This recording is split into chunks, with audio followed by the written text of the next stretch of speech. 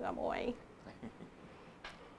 Welcome everybody to the Navigant Credit Union Broadcast Center. It is Small Biz Monday, and the place has gone to the dogs. Yep. I got 17 more puns to utilize and cliches. Heidi from Chicka Wow Town.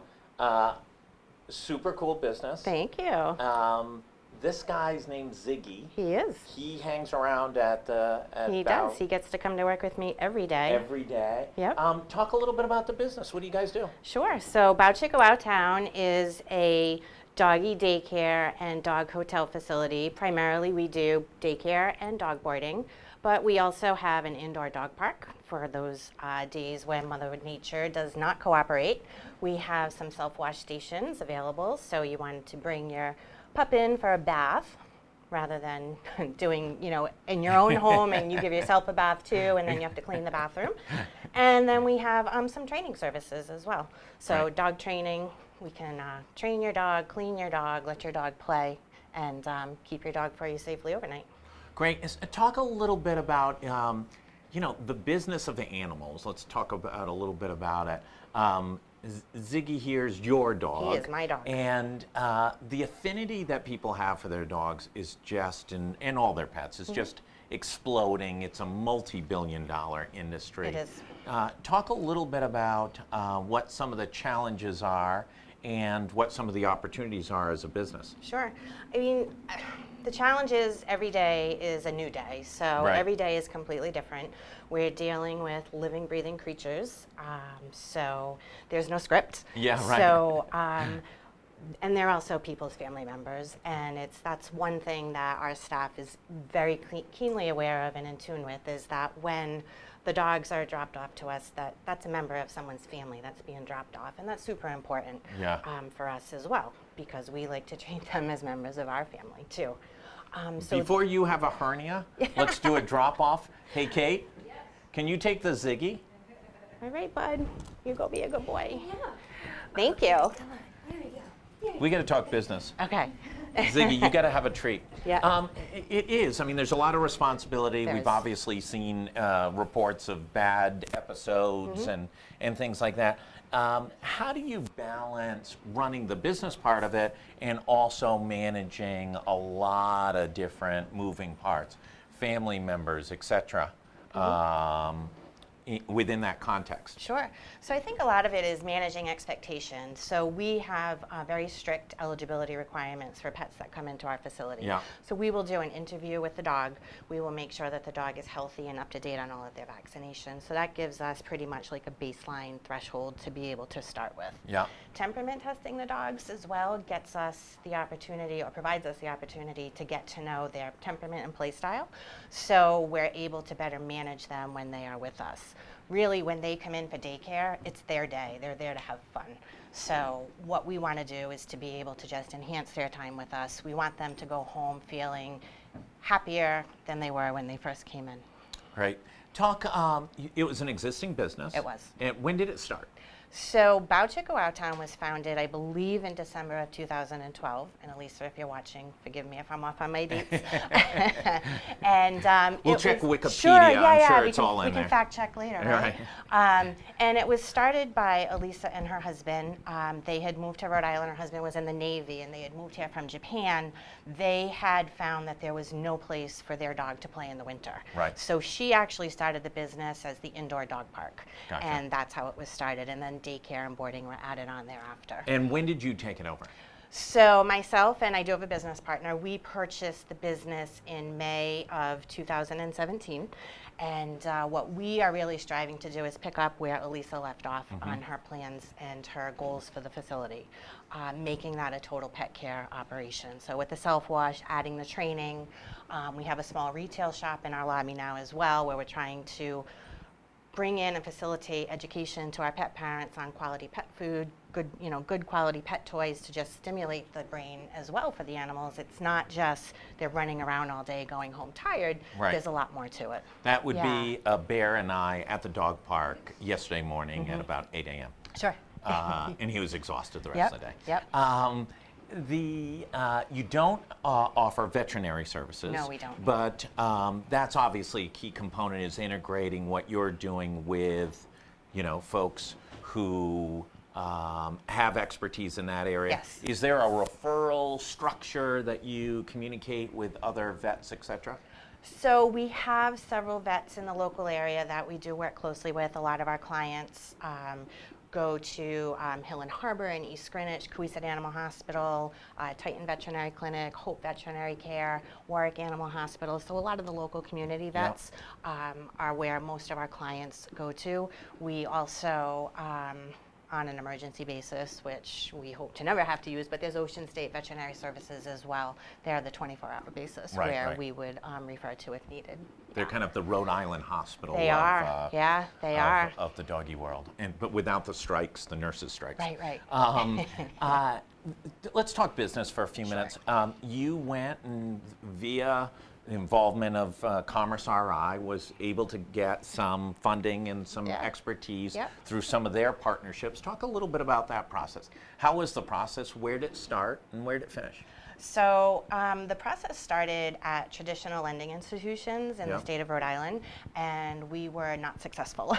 So Mr. Potter at his Pottersville Bank would not give you any funding. He said no to the dogs. Hear that, banks? Yeah. So the business, although it was existing, the numbers were just okay. Yep. And we would be considered a startup. So we were very risky to the lenders that we had approached. However, we kept hearing about, and I don't want to say alternative financing, but there's another way. Yep. And through that, we were introduced to SEED, which is the Southeastern Economic Development Corporation. Once we were introduced to SEED, honestly, if I'm allowed to say Liz Voss's name, go to it. She was just amazing to work with. She guided us through every step of the process and really helped us to get to the point where we're here today. That's great. Yeah. And how long did it take? So it did take quite some time. Not so much that it was a holdup on their part. There was a lot of back and forth, just normal purchase negotiations. But I think once we really got the ball rolling and we settled on a price for the business and normal, that's what I'm looking for. Closing and all Closing, those, all financing. Credit checks and all of that. It went fairly quickly. Yeah, good. I want to say less than 90 days. That's great. Yeah. And you closed in May, you took over the business May of 17. Yes. And you had a business plan and projections and all those things. How are you doing against those? So, we had this great business plan and Right. we had great projections, and I think that was in part what helped SEED to see our vision. Roadblock number one, building permits did not come in as expected. So Because you were expanding the business physically. we wanted to do some renovations. We needed to move some things around. We needed to make it more aesthetically pleasing and add a little bit of functionality. And so we had all of our plans. Our architect had done all of our drawings. We went to the city, and I think it was the day we applied for our permit, they were like, oh, the building inspector, he's retiring, and there was no What replacement. town?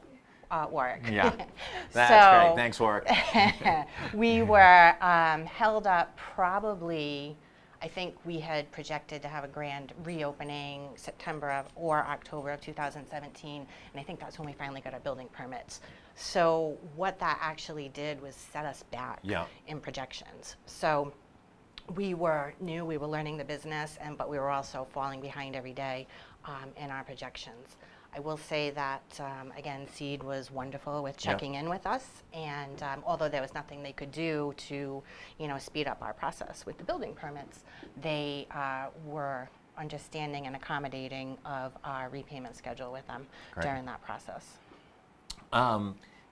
Since then, are you on track to hit those milestones that you projected? So we are on track. We are moving forward. We have not had our grand reopening yet. When is the big grand I reopening? know. Go Local wants to know. I know. We will be hopefully doing that by the end of this year, if not first quarter of 2019. Reason being, we were somewhat underfunded a little bit on our loan. So that whole last summer, really set us back. So not having the cash flow to put back into the business, which was also part of our plan to be able to have that grand reopening really did set us back. So we've been able to complete probably 60% of the renovations that we've wanted to do. And so now that we are on track and the business is growing and we're seeing new puppy parents and new pet parents every day, which is great, we're just investing the money right back into the business so that we can continue to expand. And you've been, you know, as an entrepreneur, I know it here, you're sleeping all the time. You sleep late every morning. What do you work, 2-3 days a week, maybe? Things like that. Had you run a business before?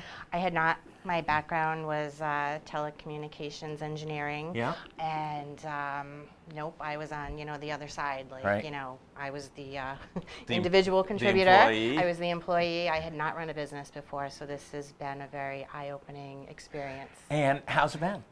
It's been a very eye-opening experience. All right, let's talk about the good parts and the bad parts. Yep. And I think this is true. I don't care who you are. I don't care how big your business is. I don't care how much revenue you're doing. It is a 24/7 job. And it's 365, except for that one leap year in which there's the extra day. They take the day away. And or they add an extra day. That extra day. How's that been? And how's that been in balancing kind of the rest of your life? So I think at this point in time, I'm starting to find a little bit of balance. Yeah. Last summer was a blur, and I really don't remember much of it. Learning the business, getting to know the staff, building the relationships with our clients was 24/7. We are staffed 24/7, so we have overnight staff. Yeah, absolutely. When overnight calls out, nobody's dying for that shift, so that would be myself or my partner at the time to go in and fill that. So again, now that we're starting to hit our stride with making good on our projections, where I'm in a much better place, where I'm actually able to say on Sundays I don't have to be there at 6 a.m. and that's fantastic. My husband really appreciates that. Yeah. So talk about hiring. It's a busy job market. Has that been one of the bigger challenges? It's a challenge. We started with the existing business. I think there was maybe 8 or 9 employees. We are up to 15 employees now. We've moved some folks up to full-time, and we're kind of promoting from within for the skill sets that they have and things that they've learned. Got some really, really great staff, and I have to say that I wouldn't be here and the business wouldn't be what it is without the staff that we have. That's great. But it is challenging. It is not something that you can come in and do day one. Right. So our learning curve is steep, and we invest a lot into our new hires because of who we're caring for. And that can be, challenging in itself. School, we've got everybody seems to be doing something else, and that's fantastic. Most of our staff is part-time, but again, the scheduling and the hiring, because it is, the job market. There's a lot of it's a busy time in the economy. Yeah, very, very busy. If there was one thing you could do over from the business standpoint, I'm not saying what room you were going to paint the hotel or which play toys you were going to buy in the first round. If there was one thing that you'd give as advice to other entrepreneurs who are watching this, what would it be? Wow, that's a really great question. I feel as though you don't know what you don't know. So there was a lot that we didn't know. We had been involved with the business on some level through our nonprofit rescue organization. So we felt as though we knew a lot more. Right. And I think that's the thing. You don't know what you don't know. Take the advice from the professionals. Contact your attorney. Yes, they're expensive. Go to your CPA. Yes, they're expensive. But they will ultimately have your back. And they'll be helping you make decisions. I think that's good advice. Yeah. As we've gotten bigger and stronger, and we use a bunch of different law firms, there's a lot of stuff that comes along, and I'm like, I'm not even going to waste 5 minutes. Kick it over there. Let them handle it. It'll save time and energy in the long run. Congratulations. Thank you. It's always exciting. We love entrepreneurs at Go Local. When we started the company, the idea 8 years ago, people thought we were insane. We're going to compete with the Providence Journal. They have a newsroom of 120, and now, 8 years later, they have 12 or 13, 14 news reporters, and we have almost that many now and growing. So congratulations to you. Yeah, no, it's Yeah. very exciting, and it's a very, there's, the good part and the bad part, as you know, is there's no barriers. No. There's no barriers to what you can do, and then there's no excuses, right, Sure. when you don't do it. Yeah, So you can't kick it up the chain. yeah, because, there's no- like, there's yeah, right. nothing higher up there. Right. I You hate the want it. man. Oh, yeah, darn, I I am the man. Right. Yeah. Congratulations. Thank you. And keep us up to date and let us know about the I big. will. I would love to have you guys down. Absolutely. Yeah. And maybe we'll bring Bear down for some training. That would be He's fun. 3 years old and he's the sweetest dog, but he could use a little training. Hey, we all We're going to could. be in touch. We all could. I want to thank everybody for tuning in. I'll be back at 4 o'clock. Gary Sass, the Money Man, will be on talking about the new state budget deficit, the governor's race, etc. And then at 4:30, I've got Saul Kaplan, fresh back from his trip to Ireland. We're going to be talking about Elon Musk, how in God's name in the 2018 we could close down a highway without a little innovation to straighten things out. So tune back in at 4 p.m. Thanks.